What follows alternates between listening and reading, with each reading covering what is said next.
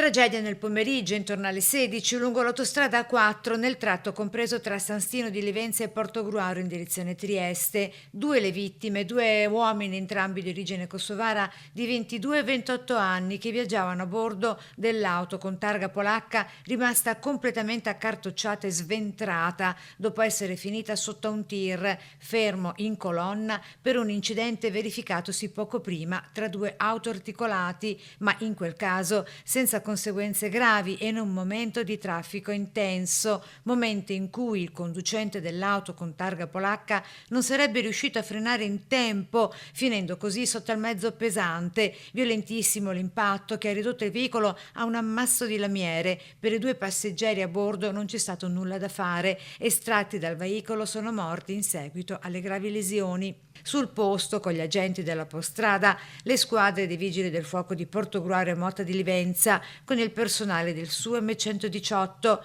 A causa dell'incidente, l'autostrada è rimasta completamente chiusa in direzione Trieste, con uscita obbligatoria a San Stino di Livenza. In pochi minuti si sono formate lunghe code, con pesanti disagi per gli automobilisti rimasti bloccati. Le forze dell'ordine hanno avviato i rilievi per ricostruire l'esatta dinamica dell'accaduto e accertare eventuali responsabilità. L'ipotesi più accreditata al momento resta quella del tamponamento dovuto alla coda formatasi, come detto, dopo il primo incidente.